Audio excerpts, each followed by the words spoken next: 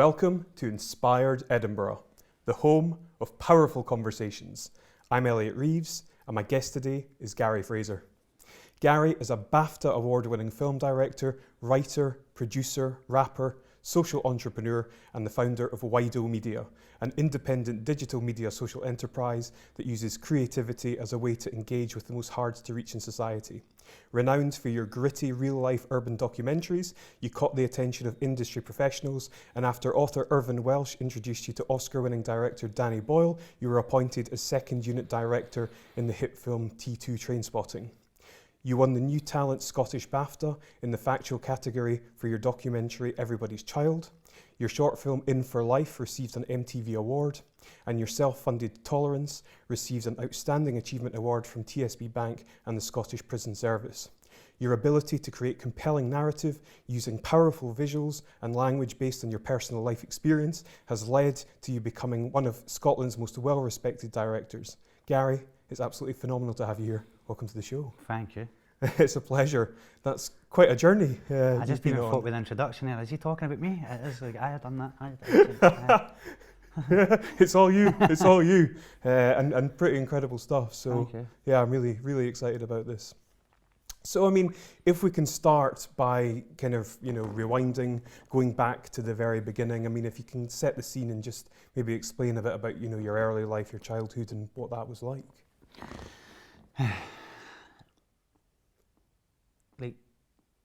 I grew up in Muirhouse in Edinburgh, and it was like, when I say it, it sounds bleak and grim and and it actually wasn't bleak, grim and depressing. I think when I say it to people that didn't have much of my life experience would look at it and being it's a negative, he was born into this environment. But for me, I grew up in Muirhouse Drive when I was younger, and some of the most intelligent people I met, I'd never been to school. Some of them are, I learnt something when I was at university recently called emotional intelligence, and I realised that a lot of these people had emotional intelligence rather than academic intelligence. So yeah, I grew up in Muirhouse Drive. I think some stuff's been well documented, but I grew up with my sister. We grew up at a time when Edinburgh was in the midst of an HIV epidemic, so it grew up amongst all that, cousins using heroin and stuff like that. So it was from a very young age, I was introduced to the stuff that Irvine writes about, really. Yeah. Yeah. I didn't actually realise that. It's only having done a bit of research into your work and the background that I actually found out Edinburgh was considered the AIDS capital of Europe. You wrote in a comment, over a 10-year period, 186 of my people died of HIV/AIDS. I mean, I had no idea that was even really the case.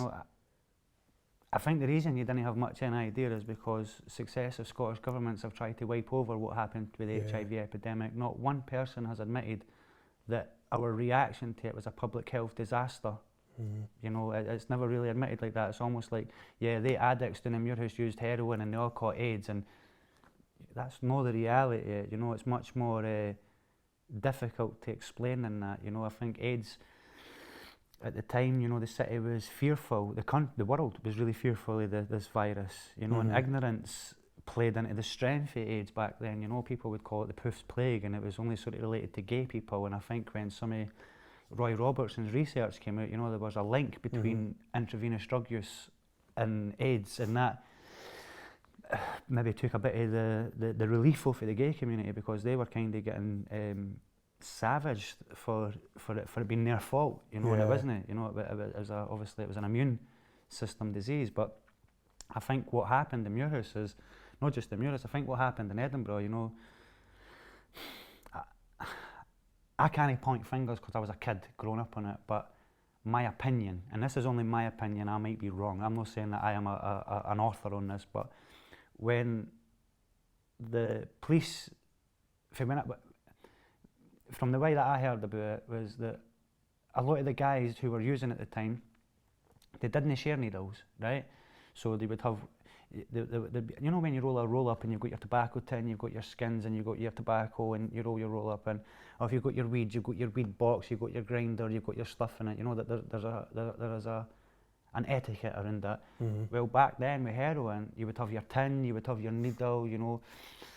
And what happened was the police shut down the needle exchanges, and when the police shut down the needle exchanges, they wanted to know where all this heroin was coming from. You know, you've seen Looking After Jojo. For people who have not read Irvine Welsh's Skag Boys, you know, there's a reason and cause for what had happened. But like, it wasn't just about the heroin coming at the factory. I think that the police shut down the needle exchanges, and it meant that where one person was using before, 20 people were on one needle.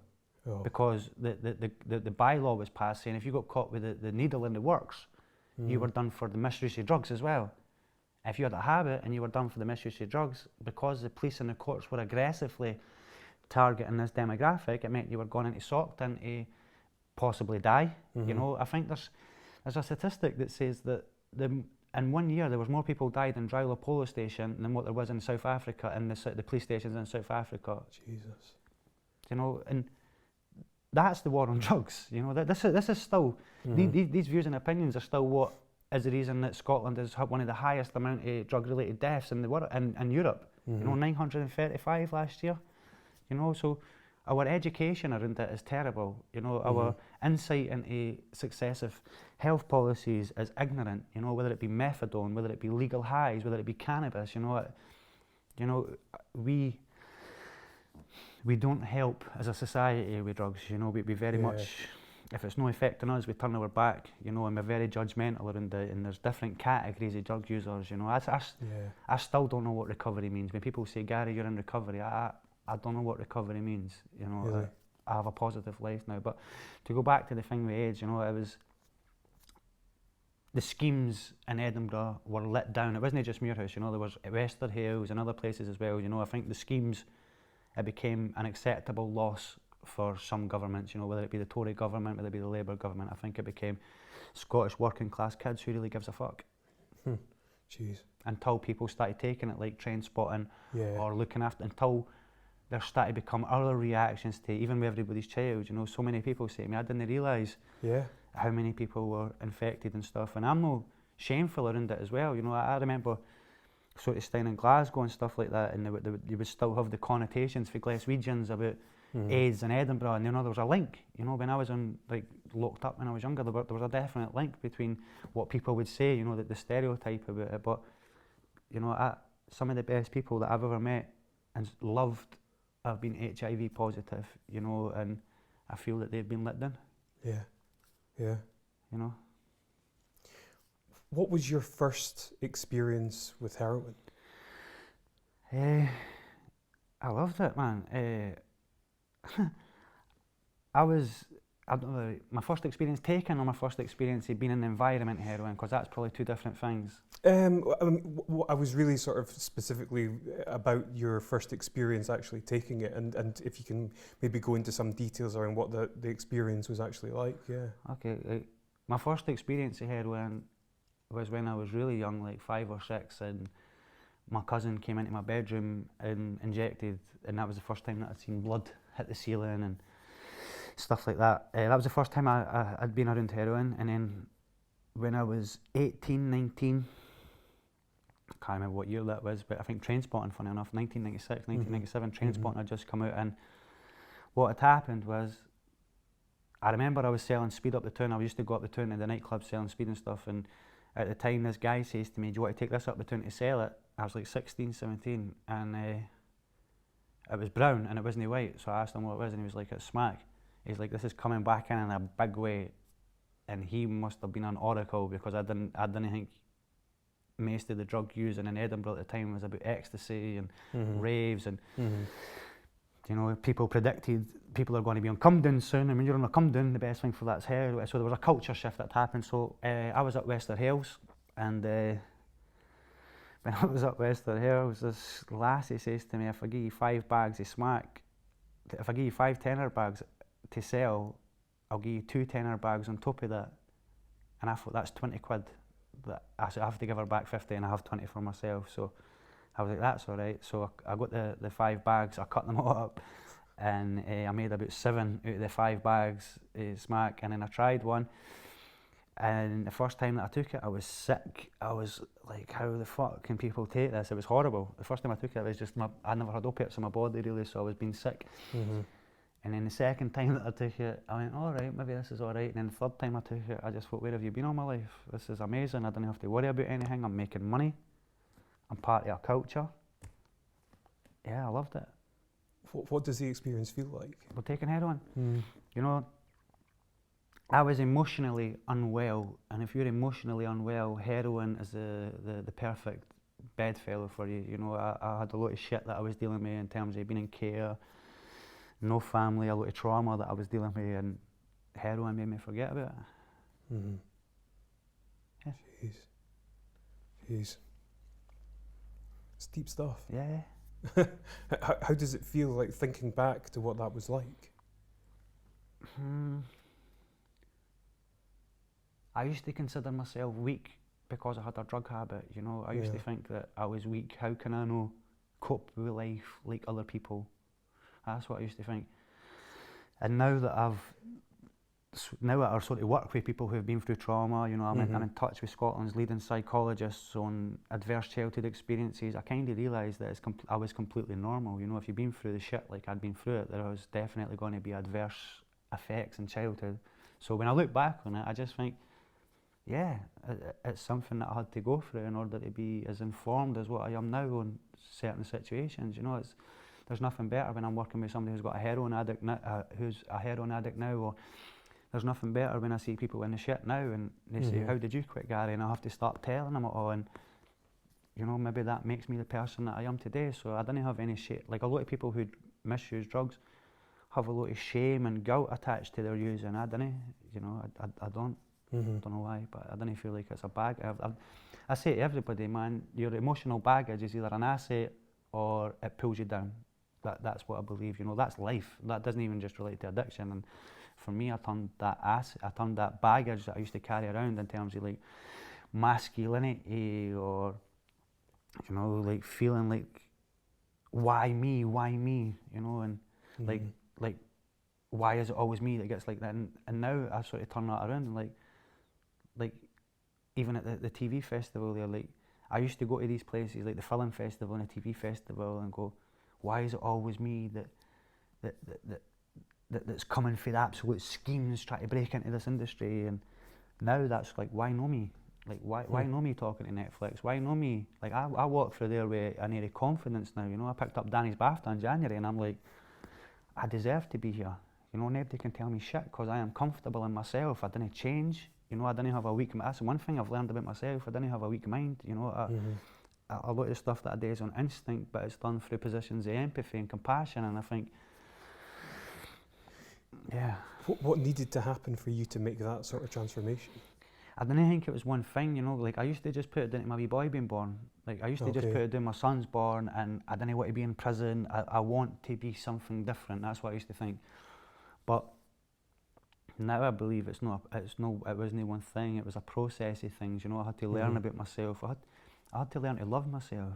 You know, I've got scars on me that I used to put on myself. I used to slash myself because pain was something that I was accustomed to, physical or emotional pain. You know, when it wasn't there, I would feel like there was something missing. So my interpretations of what I thought love was turned out not to be love. My interpretations of positive relationships turned out to be relationships based on manipulation, such as the streets. You know, and that's the streets. You know, the streets lie to you.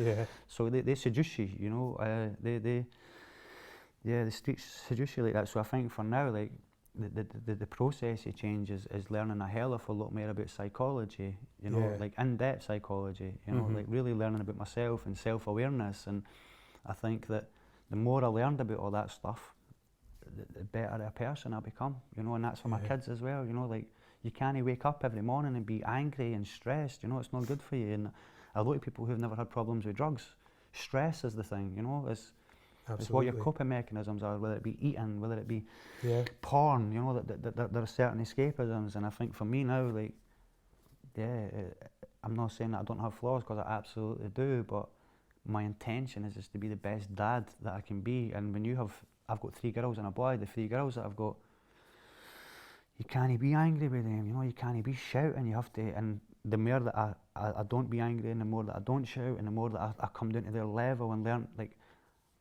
I didn't know how to have fun. Like, I didn't know what fun was. I still struggle with the concept of fun. You're going out and just doing something for the enjoyment of doing it, because that's never been natural to me. So now it's sort of bake cakes or colour in stuff that I never had my own childhood. You know, I'm sort of, through my kids, I get my childhood. I'd never had a childhood. You know, I've pretty much fucking not been a criminal, but sort of just done my own thing for 8 or 9 year olds. You know, so to now at 40-year-old, have fun and creativity and art as part of that with my kids as well. You know. You mentioned stress there. It's interesting because I wrote down a quote that was actually our mutual connection, Darren Loki McGarvey. And in the interview that I did with him, he said one of the big areas where inequality expresses itself is in people's emotional capacity to absorb stressful events. So now, I mean, how do you manage stress today?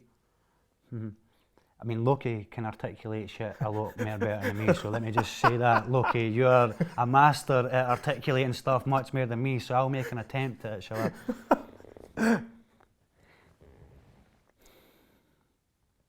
First of all, right, is your environment stressful? Are people dying?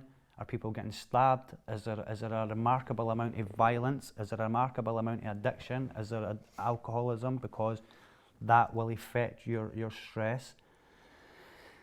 Paying attention to your body and seeing if you have dry elbows, that's stress. Do you have loads of dandruff? You know, you're looking at your signs of stress, and also looking at your childhood and looking at the experiences that you had in your childhood to say whether this experience with that uncle or this experience with that there's a variety of things in your childhood that can affect you in adult life. You know, it could be a certain smell that triggers you. It could be sort of things. So for me, you know, the things that I've done over the last 3 years to deal with stress is I do kickboxing on a Monday.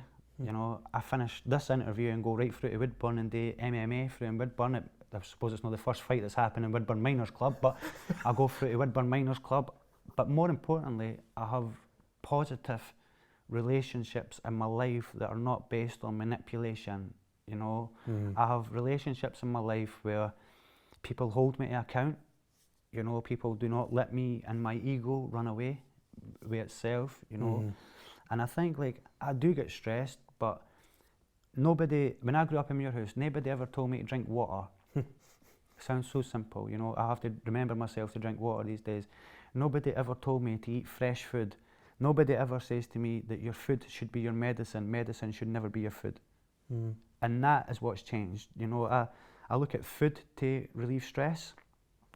I have a balance of water. I do breathing exercises. I exercise almost every day, you know. So if stress does become a thing, you know, I know how to deal with it, but more importantly, I know how to deal with it without using. Now, I say all that, and sometimes I have a joint at night time, you know, and I try to stop smoking weed and stuff like that, but for me, it's like, well, if that's all I'm doing as well, you know, it's not that bad at 40-year-old, if all I'm doing is having a joint compared to my life, you know, so that's my, but I can't wake up at 9 o'clock in the morning stressed and have a joint, you know. It's about being responsible in what you're doing, you know, and have a certain amount of, you've got to be responsible for your actions, you know. Yeah, absolutely. I'm just going to come back to one question because I've been thinking about this. There's a leading drugs professor or doctor called Dr. Carl Hart, and I've heard him a few times on like the Joe Rogan Experience or London Real in interviews, and he's spoken about heroin specifically and the withdrawal process and kind of comparing it to the flu. Now, is that an accurate? No, is it fuck? Really? To compare rattling, to compare withdrawal process to having a flu, no. Your immune, like, when you have the flu, your immune system is down and you feel a bit unwell. When you have a problem chaotically with addiction and you withdraw from it, then by default, the emotions that you're running from come back personified. So if Yeah. you're taking heroin because you didn't like school when you were younger and you were bullied, and you've took heroin now to deal with all the emotions, Yeah. that's nothing like the flu. Mm-hmm. I think that guy's never had a heroin habit before if he's saying shit like that. Which is why I wondered, yeah. But heroin isn't that bad. Like, it sounds mental to say, but like, I took heroin for fucking 12 years. Do I look, you know, like, Yeah. so heroin in itself isn't that bad, but if it's cut with all the shit that drug dealers cut away, you're probably not going to get good skin. You're probably not going to have good teeth. You're probably going to get, you know what I mean, if you're injecting. So if you smoke opium, Yeah. the Chinese were doing it, we went to war with China for opium, you know, so it goes back further. What I would say about that is, look at the war on drugs. Mm-hmm. It's not a war on drugs, it's a war on poverty. Middle class people and upper class people are very rarely victim of our war on drugs. You know, like the police didn't police anymore. You know, they just round people with addiction up for information. So the war on drugs is about information, and also how come we can go to war with Afghanistan and heroin in this country shoots through the roof? The amount of heroin, the accessibility of heroin. Mm-hmm. I was sitting on a panel after I'd made Everybody's Child, and there was a couple of leading experts on addiction there, and I was saying, well, why did they not just decriminalise drugs? If it worked in Portugal and you wanted to reduce the drug-related death, surely the right thing to do is decriminalise. Absolutely. And the guy says, Gary, the reason that they didn't is because the CIA want information for where the cocoa comes from, because that's their part of the world. But more importantly for us, the British establishment want to know where the information's coming from Afghanistan. So what you have to go is, the reality is, working class Scottish kids are collateral damage that nobody really gives a fuck about. If that be the SNP, that can be the Tories, that can be the Labour, no matter which new politician is using the rebranded identity politics, nobody really gives a fuck about people dying for Pilton, for post-sol, for addiction, because they already have the answers, they just didn't want to solve it. You know, because they've designed services that fit us, whether it be methadone, whether it be antipsychotics, whether it be all this prescribing shit. You know, and the reality is, people have trauma for childhood and they use on top of it. Yeah. We're becoming much better at becoming a trauma-informed society, which means that mental health services should be redesigned around them issues, where drugs and prescription of drugs, you know, look at ADHD medication. Yeah. Shot through the roof recently, you know, and it's like, you know, come on, it's the same shit in America. You know, people aren't allowed to be people anymore. You know, you're having to be primed for perfection. You know, you're not allowed to go out and make mistakes. And I think that's a mistake of us as a society. Mm-hmm. So, I mean, compared to when you were growing up, I mean, you see areas of like poverty today, for example. I mean, in what ways have they changed? Has there been improvements? No, definitely not. I think what's happened now is like when I was studying, I still studying relative. I don't know if it's relative. I think I've graduated now from being underclass to working class. I pay rent. So last year I was the underclass. I was marginalised, even though I was doing all the films and that. I was still social. Even on Trainspotting, I was finishing Trainspotting and going back to a pure abandoned flat. Going fuck. But what's happened now with the inequality aspect is, when I was younger, I stayed in a scheme. You would look out into the street and there would hardly be a car in the street. There might be a few cars in the street, but most people were suffering the effects of post-industrialised Thatcherism, where the trades were taken away, disability living allowance was sort of introduced to the masses and working class people. You know, you didn't have to go and try. That was deliberate. You know, when Norway found oil, they created an oil fund and invested in education. When we done the oil thing, we didn't. We increased the welfare dependency because we wanted to keep Scotland down as a country. You know, and that's not just Scotland, but we wanted to keep working class revolt down. And how do you do that?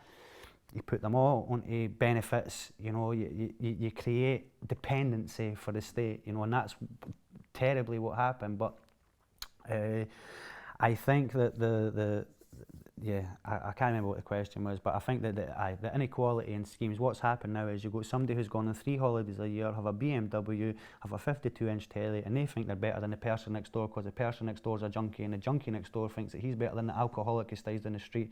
So you now have massive inequality in areas of poverty, and then you have immigration adding to that as well. So you have loads of Polish people, loads of wherever coming in, and community cohesion isn't really part of it as well, you know. So you do have despairing differences now. So beforehand you would be in a scheme in Possil. Like I remember sort of being in Possil through in Glasgow when I was younger, and the whole area was on its arse. You know, now you go through there and there's BMWs parked next to Range Rovers, next to long-term unemployed. You know, materialism drives working class people.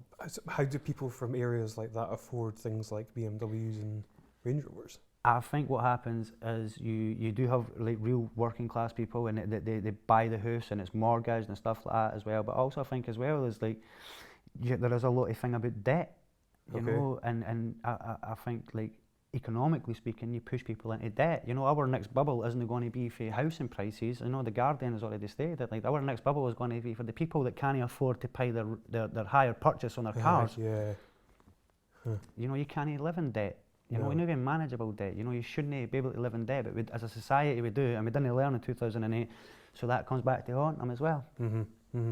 So if the objective is to kind of flatten out the hierarchy, so to speak, because you mentioned, you know, the person with the BMW looks down on who looks down on. I mean, is the objective to kind of flatten that out? And if it is, then how do you do that? I don't think that's really an objective. I think what happens is, like Alan Watts used to explain this stuff, right, about the game of one-upmanship. You know, and that was, I call it compare and despair. You know, that's where Scotland rates so highly on the Health and Wellbeing League because of our compare and despair around materialism, you know, and the only way you solve that is by redesigning schemes. You know, the thing that I love about Loki is when he's talking about chippies, bookies, kebab shops, and people go, why are these people unwell? You go, it's pretty fucking obvious, boss. I know, if everybody's eating deep fried pizzas every night, then, you know, I say to my kids, have some carrots with it. And my wee girl says, what you trying to make us eat like a snob for? I mean, it's fucking vegetables, but it's that culture thing. Yeah, totally. And the fact that you can probably get 3 Big Macs for the cost of a salad nowadays. Yeah, absolutely. You know, everything's like you have these people that are vegans and they become food snobs. You know, and I remember this lassie that I was seeing, and I was saying that I grew up on chippies and that. And she went, what do you mean? And I went, well, my mum used to just give us chippies a lot of the time. Like that was just easier than that. And you go, these days, if I go and buy a chip roll, I kind of have to say to myself, Gary, you're worth more than a chip roll. And that is part of the love and compassion that I have for myself. You know, I remind myself when I go to McDonald's and stuff like that, like, look, you can do this once every so often, but you can't live in here. You have to learn to cook the kids' dinner, and that's my challenge, and that's what I do, you know, like learning to just cook for the kids. Yeah. If you had to give a piece of advice to somebody that was battling with addiction, what would you say to them? Come and speak to me. Yeah. I do peer support with Serenians. I have a job now, which is backed by a massive charity, a great charity. You know, come and speak to me. That's what I do, peer support with addictions. You know, like, I'm not saying that I have the answers, because the people with the addiction problem have the answers inside them. It's just that they're so used to them emotions being, they didn't have tools to deal with their emotions. It's why they use. So one of the things that I love doing through filmmaking, funny enough, is giving people the tools through creativity to deal with their emotions. You know, like catharsism is one of the best things in the world. You know, the experience of that is enlightening. You know. And so do you have like a process specifically, like a 12-step type? I didn't do that. Like, I want to give people options. If you have a raging habit just now, you can go to Smart Recovery. You can put your name down for treatment, which is a Lothian access point, whatever it's called, up on Morningside. You have Narcotics Anonymous. You have tools now. You might take a wee bit from this, a wee bit from this.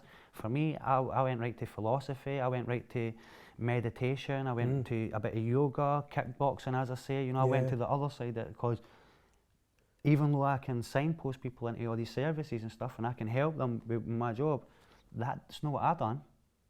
You know, I used a wee bit of Narcotics Anonymous. I didn't go into a 12-step program or have a sponsor or anything like that. You know, I used a wee bit of that because I liked the people that was there. You know, I liked the positive relationships that I got for them, and it was inspiring to see people who had come off of drugs and also sort of turned their life around. But I always kept my identity as a filmmaker. You know, I just, Which is a great segue into film and cinema. You know, I'm really looking forward to asking you some things about this. When did your passion for film first begin? Well, it happened when I was making a short film where I thought, all I want to do is this. But I was at a place called Transition up the town. I had a methadone problem at the time, and I was just trying to find some way to get a job, and I had to go and like sort of learn about computers and stuff like that. And so I was sitting in this place, and at the time Ian Rankin had this competition, right, which was called, I think he had done a short story called Billy Bones, and he only wrote half of it, and the competition was to write the other half of that story. So I done that, I wrote the other half of the story, but there was a narrative, there was a voice in my head that I never really heard before. Maybe I had it when I was like 13, 14 writing poetry, but I just kept writing, so I made my own story up, and some of my people were in prison at the time, and I was sending them the story down because I didn't really want to hand in parcels, or like parcels is like sneaking drugs into prison. I didn't really want to sneak, that sounds so weird saying it like that. I didn't really want to go to the jail and visit some parcel cunts, so I wanted to do something else. So I wrote this story and I sent it down, and I started getting, for the first time, I started getting praise and feedback, and that made me feel good. It wasn't about stealing, it wasn't about all the skullduggery shit that I was coming from. So after that, I wrote that, and then a company at the time who are no longer going, a place called Wideo, they contacted me and they says, do you want to make a screenplay? I thought, what's a screenplay? So I went onto the internet, and remember the internet was kind of new to people back then as well, so I went on the internet, and a thing called Rain Dance, I read this thing for Rain Dance, and it was like, this is a screenplay, and I never forget, it was like, this is action, this is dialogue, and it had margins like at 1.5 inches across is where your dialogue, where your action starts, your parentheticals is, I can't remember what the diameters were. So I got some sort of feedback on my writing, and this started a process of sort of me learning that I could write and turn that into a screenplay, and I wrote this story called In For Life. And at the time, what was I doing at the time? I'd applied to go to college, I had a heroin habit, I was working as a security guard on this building site, so I was pretty fucked. And I'd say to a few of my pals, Sean, who I just mentioned to you, funny enough, I'd say to a few of my pals, do you want to come and act in a film? And they're like, yeah, of course, no problem, bro. And then on Monday morning, nobody showed up. 9 o'clock in the morning, the film crew showed up. So I says to my partner at the time, Angie, I was like, do you want to just act for me?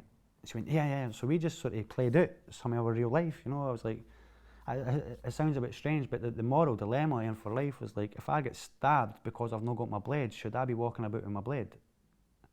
You can't really explain that to anybody who isn't involved in knife culture, but it's that thing like, it's better to have a gun and need it rather than need a gun and not have it. So it was that thing going, unless you're involved in it, it's very hard to sort of say that shit, eh? So we'd done a film around it, we improvised, this guy was sort of, the sound operator became an actor in it, and we shot it over a Monday, and I didn't really get the film bug experience from that, but I'd started college, you know, I was doing like a media, preparation for media sort of thing, and I started college, and I thought, I want to go on an HND, like, and at the time the college was sort of saying, you've no formal education, it's probably a big jump to go on a 6-month course to go on an HND, and then before I knew it, In For Life was cut and edited, which I wasn't there for that process, and then the guy says to me, look, I need you to come up and make a decision as a director. So I went, all right, I came up to the edit suite, and they've put the film in front of me. I was like, fuck, that's mine, I directed this, and yeah, that was the first time that I went, this is what I want to do. This is what I want to do in my life. I seen myself on the screen, I was a junkie, I was fucked. I'd smack on my teeth, it wasn't even me. But I went, all right, I see. And then I took that film, took it to the college and says, look, would I be able to sort of get on this course now because I have the practical work experience to get in? He says, I'll give you a chance, really. I didn't think I was going to do it, but he gave me a chance, and then it wasn't long after that, funny enough, the person who's my accountant just now, they seen it, and yeah, they put it into MTV as part of their Disarming Britain campaign, and before I knew it, I'm away in London, sitting with Chipmunk and Bashy and all them rapper people that I've always wanted to be around anyway for a wee bit, so it's been around there amongst them, and I think that the buzz of being in London at MTV and all that sort of stuff, I was like, I want more of this, you know. When did you realise that you had a real talent for it? We were shooting Tolerance, which I think Shane Meadows says it was like the best student film that he'd seen. We were shooting Tolerance at the time, and it was crazy. We had 3 shopping trolleys running for different locations in Muirhouse with all the young team, all the wee cunts that were breaking into houses, stealing cars, and up to all sorts, weren't they? We were all making a movie. And I remember I was looking back on everybody pushing our tripods, and I was telling because I left I had a MacBook Pro at the time, a wee black MacBook, and I left it round the corner. And instead of the young team stealing the computer, somebody had says, "Gary, you forgot your computer," and they run it back round. And I thought, they could have sold that and made money, and they never. It wasn't because I don't know why they brought it back round. Maybe it was a collective. We're all in this together, but. That I remember someday on that shoot, we went back to college and I was going through the rushes, and remember this was like we'd done a scene where somebody was overdosing, and it was really powerful. And I went back to college, and I remember everybody at college just sort of looking in a certain way, and I thought, I'm good at this. And I remember somebody says it was like being on set with a real director, and once they says that to me, I was like, my identity started changing. I thought, well, maybe that's like that thing going, instead of going, why me, instead of going, why not me? Why can I not be a director? You know, and my big mate, this is another, and I didn't really realise at the time, my big mate who acted in the grey area, Alan Carrick, he says, Gary, I remember something, it was like, Muirhouse in the shopping centre in the morning was just like fucking 28 days later sometimes, you know, everybody was bubbled, and it was just crazy. The canvas was mental, you know, and I remember I was fucked. I was picking my methadone up in the morning, I was getting Valium, and I was trying to do an HND as well, you know, with no formal school. And I remember I had this computer and I was writing a script, and I'm walking past everybody, and at that time all my pals are selling drugs and they're involved in whatever. And Alan says it was like everybody was involved in all their wee pockets of things, but I was walking with a sense of purpose, with a MacBook Pro, and I wasn't hard, so anybody, like not anybody, but a few people at the shopping centre could have just took that off of me as well, you know, but it didn't bother me either. He says you just walked and you were gliding through everybody, and you had your head down and you were typing on your computer, and I thought to myself, but like when Alan told me this, I wasn't aware of it, but you know, that was the sense of me changing, and that's what I mean, that was a process. It wasn't just like one thing, it was me learning to change, you know. That's amazing, it really is. Honestly, so it's so inspiring. It really is, and you know, I don't know if you see it as that because you've lived. It's just the truth to me. Yeah, it doesn't feel. I don't know. It feels weird, but I don't know what it is. yeah. If you can sort of describe this, I don't know how easy this is, but how do you sort of translate what's going on in your head to actually being on screen? You know, how does that creative process happen? It only happens when I'm hanging around with people who are for Leaf, Poulton, Muirhouse, Royston, Posthall, Govan. It only happens when I'm in the thick of it. Like, I want to take on social issues, and I want to inform people that life isn't black and white. You know, life is a lot more complicated than that, and it's a lot more complex than that. And like with the grey area, I wrote that when I was in a homeless hostel. You know, I started writing that when I was in a homeless hostel. So, like for me, I would walk through Leaf in the morning, through the Banana Flats or through Linksview House or whatever, and you would hear somebody shouting from the top balcony to somebody down there, or you would hear a domestic, and I'm sitting thinking, like, who the fuck else is a writer and director that can be privileged to experience this? Because I don't know, like, it was an honour and a privilege to be able to be not letting in people's lives. But I remember I was sitting at the bottom of Linksview House down in Leaf, and it was like 10 o'clock in the morning, and the only reason that I sat there was to spend 15 minutes to do nothing but just to feel, because I knew I was coming back down to shoot the grey area. I was sitting there and 2 guys came up to me and went, Gary, are you punting gear again? I was like, no. I said, I'm actually, and they said, what's the project that you're doing for now? We loved, I don't know if it was Everybody's Child, but like Trainspotting was good, well done. And I'm just sitting here doing this, and I remember coming back down and shooting the scene that was running through my head. I was thinking, this is crazy. I've now came back down here with a professional film crew, my professional actors and stuff, and done the scene. So it's about visualisation, you know. I think like speaking to Bugsy Malone's people, like a rapper, and speaking to some of his people and speaking to other people, I think the mindset that you're in dictates the trajectory that you go in, you know. And for me, I'm a writer before anything else, you know. I'm a writer-director. It's why I'll probably never get a job on Coronation Street or EastEnders or anything like that. That's not what I want to do, you know. I want to take issues that I want to use my life experience to my advantage, you know. My biggest thing is when I'm sitting speaking to BBC or all that shit the day for the TV festival, like my life experience serves me well. There's not one day, even the trials and tribulations and the deaths, I had to go through all of that to be where I am now. Yeah. You know? Jesus. Amazing. And let me say, like, yeah, sure. What else is really important as well is language is important to me. Colloquialisms is important to me. You know, I don't feel like it's me against the mainstream media. I'm not that way thinking, but I am certainly up against an establishment that didn't want to hear voices for the margins, you know. Yeah. So that's why the colloquialisms are important. I was up speaking to wee Stevie Graham, as I said, like earlier on, and he was saying that Idris Elba's new movie that had come out was all Jamaican language, like the patois, whatever.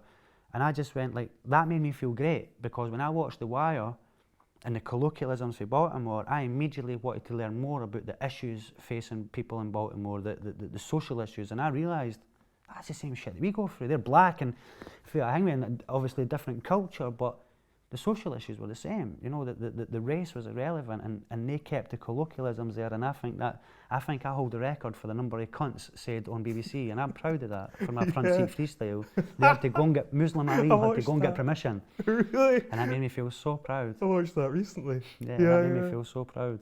I just had a most random, obscure thought, but I was watching Finding Nemo recently, right? And I was like, where's it kind of based? I couldn't quite get a handle on it. And it's in Australia, but yet the fish who are the stars in it have an American accent. Yeah. And I was just like, so I Googled it, I was like, what's going on here?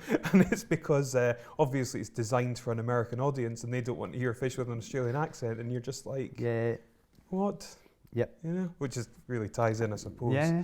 It's not necessarily the best example, Gary, but yeah, we'll try a fish with a script and a working class Scottish accent. You know, if they didn't want to hear Australia, they certainly didn't want to hear, all right, Pam. Exactly. Tell me about when you, I don't know how it panned out, but when you got the call for Trainspotting 2 and really what it was like working with Danny Boyle.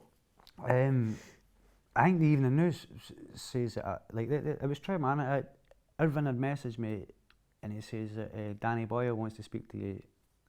3 years previous to that, I'd applied to go on a thing called Guiding Lights, which is a mentoring film thing in the film industry done in England. And when I applied for it, he was one of the mentors on it. So I obviously never got it. And when Irvine says to me, Danny Boyle wants to meet you, he's doing research for the new Trainspotting thing, I was like, all right. I kind of knew through Danny's work, I think he would like me. I think he would take a shine to me, and I didn't want to be too self-confident over that, because it might not have been the case. And like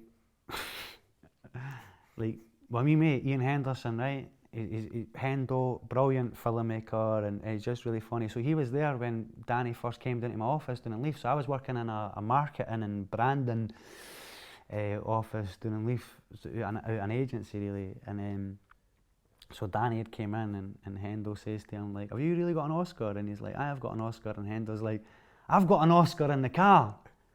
And I'm like, obviously Hendo's meaning I've got an Oscar of green.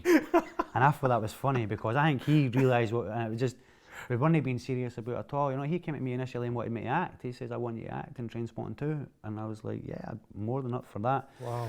And then he says to me, then I says to him, like, would you like to come and see this drama group that I'm doing up at the Serenity Cafe? So he says, yeah, I'd come up. And he came up that night, and I knew, like, my biggest skill set, without a doubt, is getting performances for actors. You know, that is what I don't know if I'm great at it, but it's certainly something that I'm capable of doing, you know.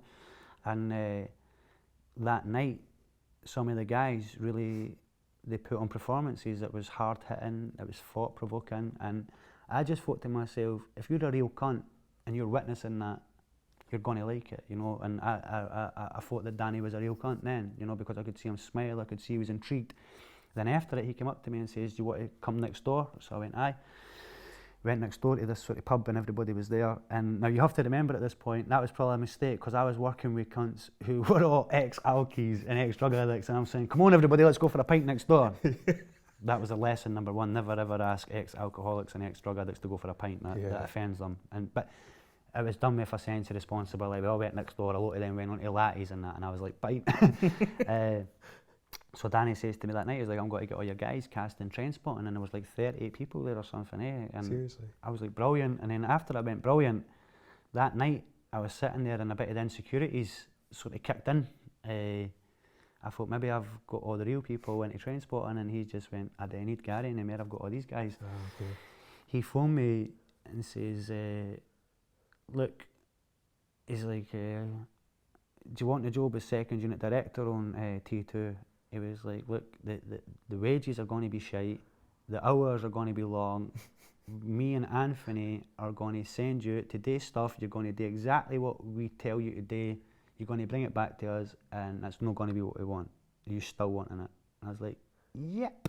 I showed up, and when I showed up at Bathgate, the first thing was to sign the contract, and before I signed the contract, they had this big list of shit that my unit was responsible for. So Big Keith, who's one of my pals now, was like, so Anthony Dodmantle, one of the world's top cinema photographers, he'd picked the cinema photographer for my unit, my director of photography, Keith Ingram, and Danny had obviously picked me for directing, and there was a big list, there was like yellow pages, and they got to the end and they were like, are you capable of doing that? And I went, not a problem, easy as fuck. And I could see the producer Bernie looking as if to say, have we fucked up by taking this guy on? And Keith's looking at me like, this is not going to be easy.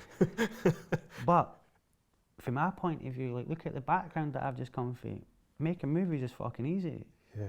Hugging your pals when they're dying is hard. Seeing people socially, like all the shit that I've come from, getting paid £300 a day to be on Trainspotting, yeah, that's easy, you know. But one of the things is you realise very quickly how difficult it is as well. You know, comparatively, it was easy compared to coming off Smack. Working on Trainspotting's easy, but the hours start kicking in. You know, since I'd come, and this was the first job that I'd had clean as well, which was ironic. So I was coming in, and you know, fully anxiety. Like for the first 2 weeks, even though we're in this big studio, I didn't want to go in the studio.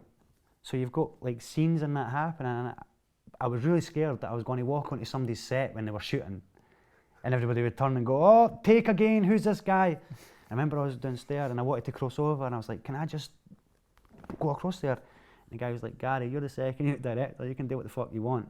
I went, okay, and that made me feel good. And I think initially, like when we're doing recce's and stuff like that, you would do this thing called technical recce's, where you would sort of go and recce a location and see what was needed, and then you would recce it again, and it was a different way of making movies altogether. You know, it was mind-blowing. The technical expertise was there, you know, it was actually mind-blowing. But what would happen is they would have 2 coaches for all the crew, and then they would have a Range Rover for Danny and that. So I kept on trying to go in the coaches with the riffraff, and they were going, no, you're in the Range Rover, Garry. And I kept on going, thinking to myself, are you sure I'm sitting in? So that left,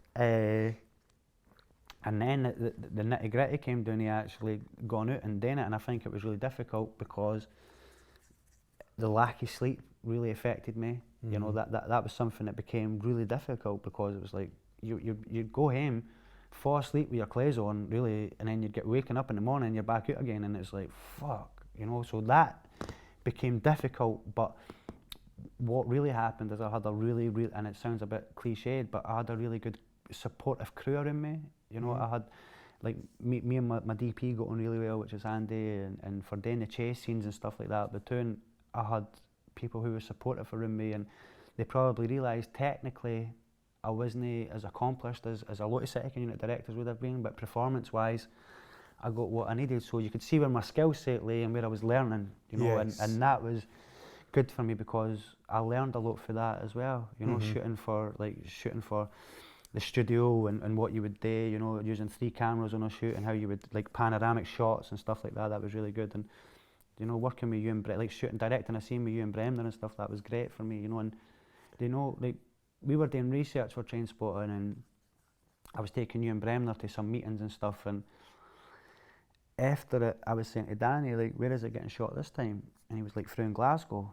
And I was like, why is it getting shot through in Glasgow again? And he was like, well, the grips and the crew are travelling through and stuff like that. And I was basically saying to Danny, well, you're Danny Boyle. Well, surely if you wanted it shot in Edinburgh, it would be shot in Edinburgh. And to my knowledge, I think that changed. You know, I got a phone call the next day for locations. It's gone, right, Gary, we're shooting in Edinburgh now, so where's Muirhouse? So I went back down to Muirhouse area that I come from, and I gave everybody jobs. You know, not everybody, but I gave a lot of people walk on, or I helped get a lot of people walk on parks, being runners, and you know, we didn't need the security down in Muirhouse. We didn't need the security in Leith either. You know, I had Polish people come up to me down in Muirhouse and be like, Gary, we've never seen it like this before. Because the wee guys that would normally be flinging stains at the cameras or stealing or whatever, they were the ones cutting over on a bike, and albeit it wasn't used in the final film, but it was just amazing for me to go down and use the local library, and you know, it pays back dividends. That's the energy you put in life, you know. Totally. Yeah, yeah. What was a bigger highlight, that or winning your BAFTA? If I'm being honest, winning the BAFTA doesn't mean shit to me. Like, seriously? It doesn't. I like the BAFTAs because you go out, like when I won the BAFTA, you know, I won the BAFTA and Muriel Gray says to me, you're no longer an ex-junkie Ned from your house, you're now a BAFTA award winner. And I thought to myself, you pretentious cow. Yeah. You know, you pretentious person, you know, like, I never considered myself a junkie Ned from your house. You know, that's not what I considered myself as. And it said more about the BAFTAs and what it did about me. Yeah. And then I went back and picked up Danny's BAFTA. You know, that's 2 BAFTAs. So, it doesn't mean any, what it does is good for a night out. It's good to receive praise from the people that you work with. Yeah, the recognition, But don't get caught up in that. You know, the next again day you go, like I won Danny's BAFTA, and the next again, Danny asked me to collect his BAFTA, went up, done that. Next again day, 7 o'clock in the morning, I'm still in the edit. Yeah. That's all it was to me, and that's what I want. You know, work every day as a film director. You know, that is really what I want in my life. So when I go there, I didn't expect awards now, but I kind of think that they're going to come anyway. You know, if you study your craft long enough, you become a master at it. 14 years I've been making movies for now, so I think that stuff will happen along the way. And you know, it's good when people go, BAFTA award winner, filmmaker, and you know, that feels good for people to say that, you know, because not a lot of people win BAFTAs and that, so it is good. But also, that happened so long ago. It's about, like, what did you do today, Gary? And that's what I hold myself to account for. Yeah. What do you think makes truly great cinema?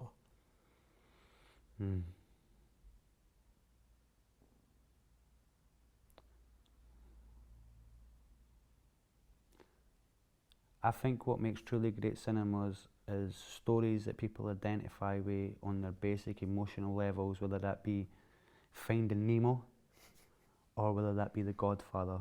You know, cinema has an amazing ability for you to escape for an hour and a bit and become part of other people's worlds, you know, and it's the same in music, really, it's the same effect. So I think for me, films that have a great structure to them in terms of their screenplay, you know, people who spend a lot of time, and now that I've been writing a lot of screenplays, you know, people who spend a lot of time looking at the structure of screenplays, and their emotional beats are perfect, you know, their characters have transformations in them, their characters are three-dimensional, you know, that they're not caricatures.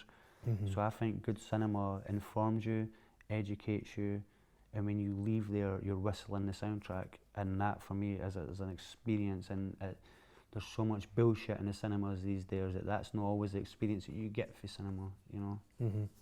That's such a great answer, Gary. I really felt that one. That was brilliant. Thank you, man. You're welcome. How do you feel that you've evolved as a person throughout your life? Oh, I don't know. I kind of, just sorry to interrupt you, but I kind of mentioned that before we started. I mean, you know, to what degree do you identify with your former self, if you like, you know? Oh no, I think life is about growth. You know, the person that I was at 10 was completely different from the person I was at 16. That was the same at 24. That was the same at 30 and 40. You know, I think that the people who we are now are not the people who we are in our youths, and I think life is about learning, and I think life is about growing. Some people learn not to give a fuck and they become that same person, you know. Charles Darwin says that life is about adaptability, you know, that's basic nature. Whether you, if you can't adapt, whether it be the rise of the internet, whether it be technology, if you didn't adapt, you become irrelevant, you know, and I feel like I've become a bit of a social chameleon as well, you know, I can adapt to most situations, whether it be speaking to Nicola Sturgeon or whether it be speaking to wee Tam who's selling smack. It doesn't make any difference to me, you know, I've been through it all, so being a good person is more important to me now than being a film director, you know, being good to people and you know, I don't know, I think being humble, you know, like I mean, same with BAFTAs and stuff like that. I don't know if it is about praise as well. I almost feel embarrassed when praise comes, you know, I don't really take praise that well. I can take criticism better than what I can take praise, and I don't know if that's a working class Scottish thing or just human nature, but I think looking back on myself and looking back on my life, it is just surreal. You know, the amount of shit that I've accomplished and the amount of shit that I'm accomplishing and my desires for the future, you know, they're aspirational for myself, you know. Sometimes I inspire myself and I didn't mean to, you know. Sometimes I sort of, because I very rarely do I take stock of what it is that I'm achieving, you know, but there you go, the day I'm sitting speaking to like one of the main guys for Netflix and I'm reaching for stuff that nobody else in Scotland is, you know, and that's all right. What are your career goals, your aspirations? Well, I want to, in terms of the roles of being a director, a writer-director, you know, I want to keep making movies, you know, I want to make a drama series, you know, I want to take on issues that are relevant to me in society and inform people, educate people, and hopefully put more of an energy of compassion and tolerance and that sort of stuff into the world, you know, because I think that pays you back. So yeah, my dreams is to, like, it's not really changed, you know. I'm still an entrepreneur, you know, I'm still a hustler. I wake up every morning and I hustle like fuck, you know, like whether that be conversations and all that stuff, you know. So yeah, I loved uni this year, you know. I did actually like being at uni, and I loved learning a little bit leadership, you know. I feel that we are going to be very fucked very soon with implications of Brexit, which means people who are vulnerable and people who probably receive a lot of services for charities and stuff like that, that's all going to dry up. So for me, I want to keep taking on issues that are important to me and to people who are underrepresented. And maybe more importantly, what seems to be happening now is that I feel like I'm becoming a voice for people as well, you know, like use me, you know, use my position as a voice to take shit out there, you know, whether it be homeless people, whether it be people in addiction, whether it, you know, I like representing people who are downtrodden, because I feel like if I can take their voice and make it humane and make it something that's worth fighting or thinking about, then that's a privileged position to be in life. Definitely, yeah. There's a lot of parallels with Darren in that regard. Yeah, except for he's a Ouija and I'm a Chukter, so I reckon I'm better, Nah, and let me just say something about Loki as well. Like, it's inspirational to see somebody coming from a similar background to myself doing their thing, you know, because a lot of the time I'm in the same as him, you know. A lot of the time I'm in a mixture of worlds, and it can feel intimidating, great, bashful, confidence building all in the same moment, you know. I went to go and see his poverty safari thing, and I think it's amazing. I think it's absolutely amazing to see somebody like Loki carrying the message that he carries, because both of us are similar, but both of us are very different, and I like that part, you know. I rap nothing like him. You know, I have socials opinions. Some of them we really agree on, some of them it's just we're completely different, and I like that, because I reckon there's more people like Loki, and I reckon there's more people like Garry than what media really recognises it for, you know. So there is a lot of people out there that do have valued opinions and do have something to say about the society in which they live, and they're no politicians. 100%. And I like that, you know. Yeah, absolutely. Because people are taking ownership of their stories now, and I think when you start taking ownership of your stories, the world's your oyster. This is a big question, but I mean, if you do feel there is one, what do you think is your kind of purpose in life?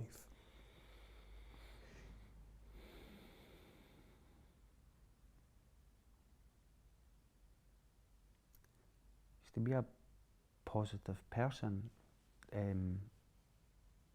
It's difficult to be positive when you're consistently up against barriers that don't want you in there, you know. So for me, my purpose is, but to be honest with you, my purpose is to be a good dad. You know, I want my kids to, whether it be looking at movies, whether it be looking at the posters that have been all around the town, you know, my kids now recognise me on social media and through the rap music and that as well. So my purpose with them is to be a good dad and always be there for them and teach them that women can be strong and independent, and you have just as much right as these guys in life, you know. Like, learn to ask, but also learn to fucking get your right hook in order as well, you know. Like, being a woman is really difficult these days, and I have so many sisters and daughters and nieces, so I want to encourage them to stand the fuck up and be counted for, you know, and no fall into the feminist argument or this argument, you know. Just stand the fuck up, you know, and be proud of who you are. And I want that for all my nieces, and I want that for all the female members of my family, because I think that there's a lot of male lust that controls sexualisation of children in the media, and there's a lot of sexualisation of lassies. It's like, you can't be nothing unless your arse is like this, unless your tits is like this, unless your lips is like this, unless your hair is like that. And I don't think that's healthy for you, you know. I think you need to be healthy and you need to stand the fuck up. It's like what I say, you need to stand the fuck up and be counted, man, or the world just looks you over. And I say that to I teach my girls how to box, I teach my girls how to have an opinion, you know, and hopefully that comes back in tenfold for them, you know, that they do stand up and guys will only be downtrodden to them. So that's another purpose, and I think the purposes are three-dimensional, because working with Serenians, my purpose is just to get somebody off the streets into a house. My purpose is to get somebody onto a prescription to stabilise their drug use. My purpose is to show them that the drug use can get to fuck and you can learn to take control of your life, you know. So I'm working with refugees, so I have different purposes, and it depends on what hat I'm wearing. You know, I'm very idiosyncratic, you know. A lot of people will say that's a bad thing, and I don't know whether it's good or bad, but depends on the challenge, depends on the purpose. You may want to you may want to channel your ego for this one, but what would you like your legacy to be? I'm not bothered. Yeah. I'm not really bothered, man. I'm not really bothered. My legacy will be when you watch my films. You know, I'm immortalised now. You know, the internet's there. I now put my work out, you know, so I hope in 50 years' time, 60 years' time, people look at my stuff the same way I looked on Peter McDougall's stuff for the 70s, you know, the social realism stuff that came along. I want people to look and go, he was good at telling stories like that. That's it. How do you define success? Waking up in the morning. Just waking up in the morning. If I can wake up in the morning and be healthy, or if I can wake up in the morning and channel myself, then success will follow. You know, success is a spectrum. You know, I look at my defeats like they're a success because I got over them. You know, I look at the hurt in my life and the transformation in it as a success. So success for me is probably longevity in the film game, you know, and being able to obviously take on the social issues while I do it. Yeah. How would you describe your mindset at the moment? Extraordinary. I don't know what's happening to me. I actually don't know. I just never been to school, just been on a master's at university, dropped out, but didn't feel like a cheat. You know, still got some good friends and who are sharp minds. It begins to get scary because I look at politics and I go, coulda, shoulda. I don't know. I don't know what's going to happen in the future, but there's no many politicians that I meet that can tell me shit. So you kind of go, is it up to guys like me and Darren to start looking at politics in a different way and encourage people for the schemes to, you know, this, can I just say something? Like, I think this country is a sleeping dragon. You know, I think people have a lot more to offer in this country and what they're actually credited for, and you can't look to media and whatever to change it for you. You know, this country, if it really wanted to have a revolution, it could have a revolution and it would scare the fucking world, you know, but it's okay to be angry. We're always told you can't be angry, you can't be upset, don't be upset. I think this country should be a hell of a lot more angry than what it is. I think this country should stop looking at the media, papers, the Sun, the Daily Record, all that bullshit, and start looking and go, wait a minute, what kind of future do I want to provide? And I think we should be taking ownership of collective identity. And I think, I don't know if Darren agrees, but you look at the ramifications of what was happening during the independence referendum, and a lot of the people who stood up for independence didn't represent me. I'm an embarrassment to them, you know, whether it be Wings of Scotland, Bella Caledonia, all the bullshit that comes up. Like, nah, they weren't talking about people from Muirhouse, they weren't talking about people from Wester Hailes, they were talking about how their revolution was branded for a coffee shop, you know. And people play identity politics right now, you know, people are falling victim to a lot of shit. You know, and I think if you look at guys like Jack Ma for Alibaba or certain inspirational leaders, you know, we already have the answers. It's just about whether we're willing to put in that work. You know, are you willing to sort of actually go, yeah, you know, this is what it's going to take, and we need to shake society up. You know, we after Brexit, we're falling into some real dark times, and if you didn't have, like, diamonds aren't formed in the light, you know, they're formed in the dark. They're formed from the dark. They're formed under stress, and we need to now start looking at who our diamonds are, you know, and yeah, we need to start pushing these narratives forward now, because I'm sick of fucking wars. I'm sick of the war on drugs. I'm sick of the war in Afghanistan. I'm sick of the war in Iraq. I'm sick of the war on poor people. You know, we need other types of war. We need a war against, fighting back against elitism. We need wars fighting back against the inequality in terms of education, the inequality in childhood. And I think you have to look, not just in the schemes, but you have to start looking at social cohesion a bit better. You know, you can't have it where people in Silver Knowes have a 10 years more life expectancy than people across the road. You know, that inequality is driving our health as well. And there is going to be an attack soon on the NHS. You know, there is going to be real people coming in and saying, no, we have insurance services for you, and it's up to us to go, right, how much is this are you willing to take? And like, to play on the politics thing, like, the SNP can't be the only people fighting this battle, you know, because they are politicians and they are a part of the political establishment, and whether you like to say it or no, they didn't represent the views of a lot of people that I have. And I think we need to push that as well. You know, you need to hold them to account. It's almost like you can't say, oh, Nicola Sturgeon. It's like, no, politicians should be held to account no matter what background you come from. And I think right now you have the unionists and you have the nationalists, and I think it's all bullshit.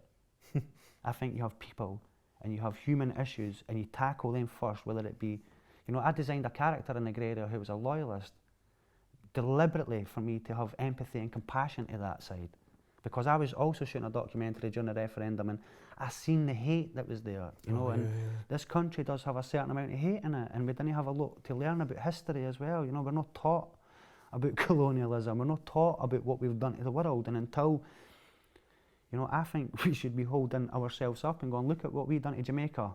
You know, we have contributed to slavery so much. When you go up to the Royal Bank of Scotland at St Andrews, the first thing that strikes to your head, isn't it? Oh my God, a lot of black people must have died for this cornicing and this artwork. You know, you just go in and go, that is beautiful. It leaves a horrible taste in my mouth when I look at our successes through colonialism. You know, whether it be the architecture, whether it be, you know, a million and one things like that. And we need to have a collective sense of where we want to go in the future. And part of that is not looking at World War II and thinking that we were anywhere near superior to the Germans, because that's not the case, and that's a narrative that's pushed onto us. You know, we won World War II and everything was great, we created a national health service.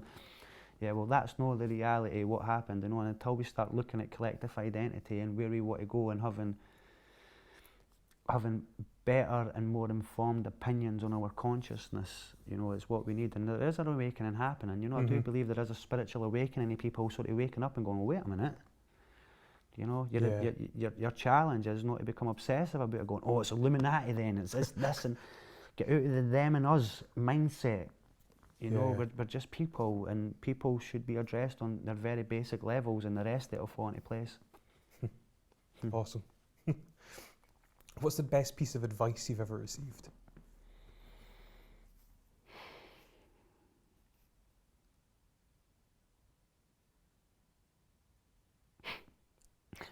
Probably for Danny. He says a film isn't made up as a 1 hour piece or a 90-minute piece, you know. It's tiny, tiny elements that you build in,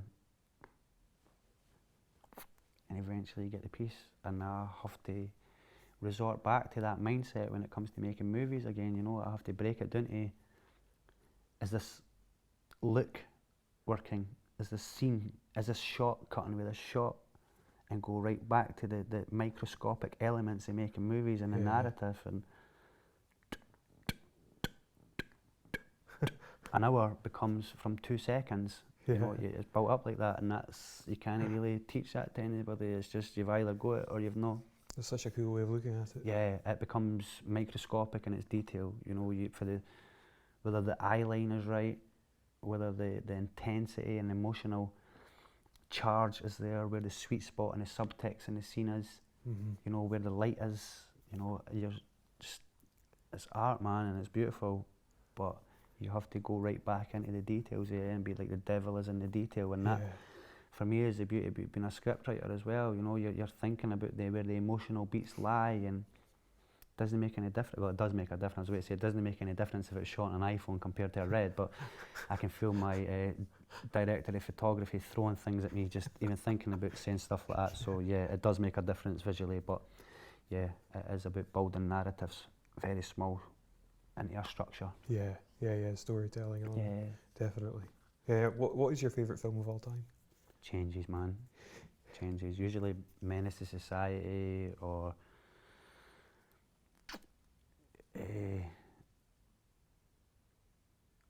what was the film in? It was in America.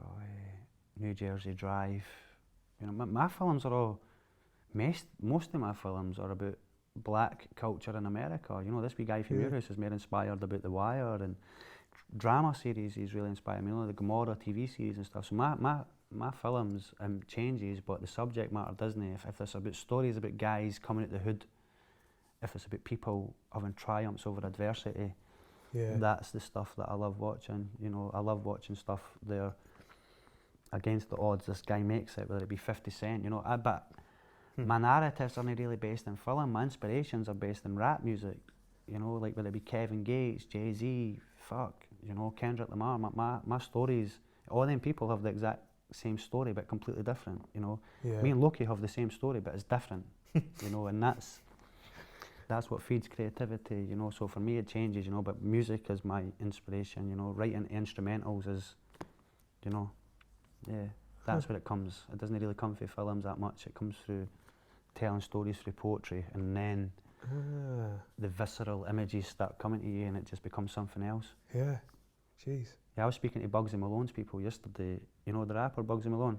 I actually don't. Really inspiring guy, inspiring story. I was speaking to his people yesterday and I think, this is fucking unbelievable, you know, like, there's no degrees of separation, you know, and yeah.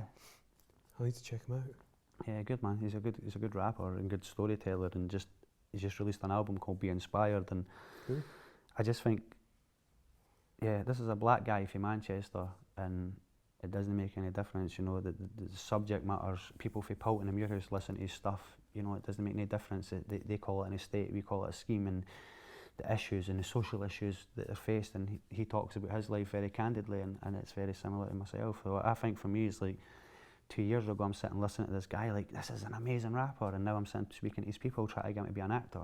It's just crazy to me. I've just been listening to him in Ibiza. Fast forward a week, I'm speaking to these people, so it's like, why would you not think anything's possible? If you had the opportunity to speak to your 20-year-old self, what would you say? The drug game's a lie. They sold you a lie, wee man. You know, I thought all I wanted to be was a drug dealer, and turned out the bigger the dealer, the bigger the grass. Do you know, what do I say? It's no surprise when you look in my eyes, you know for a fact that the drug game lies, and yeah, I wish that I hadn't been hoodwinked as much, you know. The people that I looked up to were bullies and dirty bastards. When I look back on it in hindsight, a lot of them, you know, they were treacherous. I just didn't see it at the time, you know. I probably had to learn, and I'm glad I survived the shit, because it makes me a better person. But back then I just thought that I don't know, I looked up to the wrong person, you know, and It's not that I've changed, it's just that people like that didn't, you know, and it's not good to walk around hurting people. You know, that's not a good energy to put in life. And I think they hurt people. Yeah. You know, so to grow for all that, you know, you kind of see it like that as well, you know. That's why it doesn't make any difference. If somebody's selling drugs, then go and do your thing, bro. But if that's the energy that you put in life, the world is a reflection of you. So if you're walking around with a blade and an eighth in your pocket thinking that you've got the world sussed, trust me, it's going to come back and bite you in your arse. You know, you're either going to get stabbed or you're going to end up in the jail. And people, because people are trapped in masculinity, go, the baller send me to jail, I'm the baller, do this. And you go, yeah, but when you have daughters and you have a son and you have children around you, is that the shit that you want to be teaching them? It's alright. You know, like, I don't want to tell my wee laddie to go out and batter anybody. You know, I don't want to tell my wee laddie to go out and fucking carry a knife and stab people if you want to be hard. That's not what I want. That's not the message that I want. You know, I want to say, look, it's alright to be vulnerable. Yeah. In this day and age, that's difficult for people. But like what you're saying there with knives, I mean, I'm just going to think about this whilst I'm speaking, but mostly they're carrying it for protection. So they're not carrying it for what they think is protection. That people who carry knives are carrying it because they're scared. But you're not allowed to say that you're scared. You're not allowed to say that fear is a driving factor. So I'll carry it for protection because that sounds better than saying I'm scared. You're not allowed to be scared. In a scheme, if you say I'm scared, I'm fearful, then words will get you fucked up. So you're not allowed to be vulnerable. So you've got to say, I carry it for protection. I carry it because it's better to have a blade and need it rather than need a blade and not have it. That's all bullshit. You know, hurt people. And why are you thinking that stabbing somebody and taking somebody's life is all right? You know, do we desensitize ourselves so much to say that that's not my brother? You know, we are driven by fear, and we're driven by masculinity, and we're driven, some people, not everybody, some people are driven by fear, some people are driven by masculinity, and when you put that into a toxic environment, you know what prevails. You know, people go, I'm a gangster. You fuck.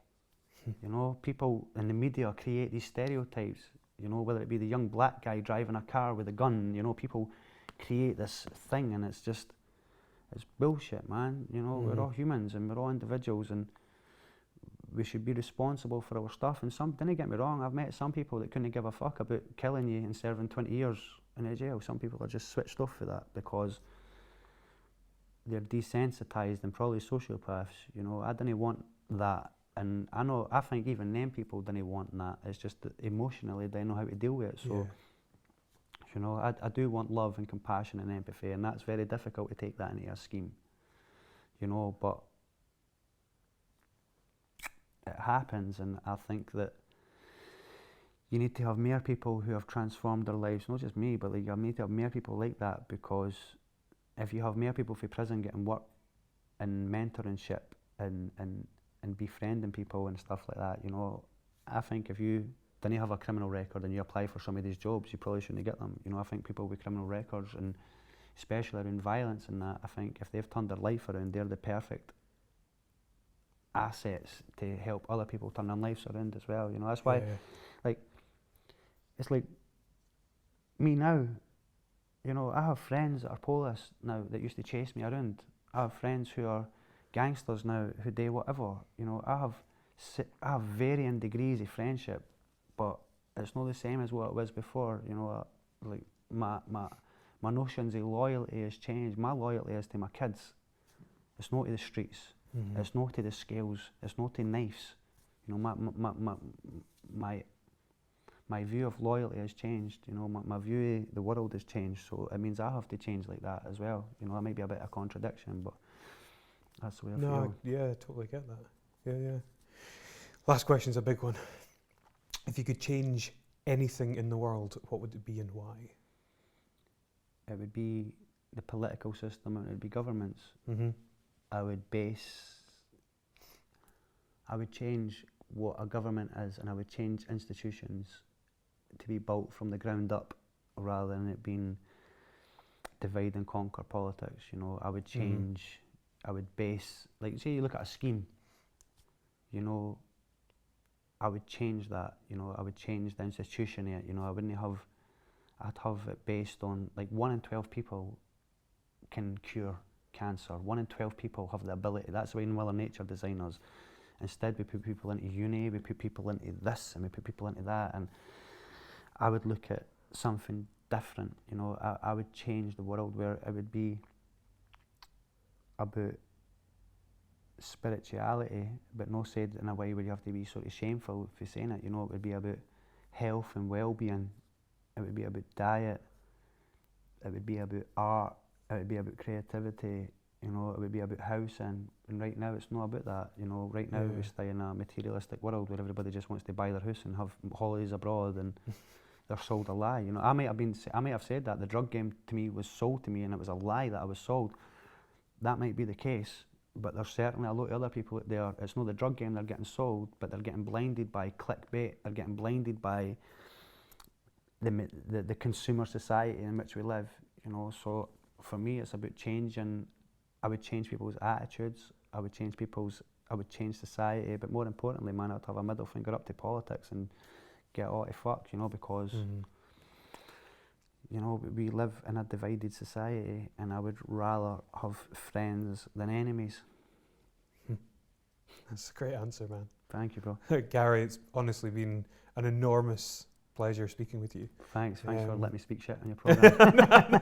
Not at all. Honestly, it's been your story is truly inspirational. I mean, what you've achieved is really it's not nothing yet, man. Yeah. I believe that, yeah. Maybe that's why I didn't look at it like that. Like, I didn't feel like that. Obviously, when you say it out there, it sounds like great achievements, but I feel like I've not even started yet. Yeah. In which case, I can't wait to see where you're going to go with this. Thank you. Watch The Grey Area when it comes out on BBC One, because that'll be a good start. Awesome. Can't wait. Thank you, Garry, bro. thank you so much, my friend. Cheers. Cheers, boss. Don't give yourselves to these unnatural men. Machine men with machine minds and machine hearts.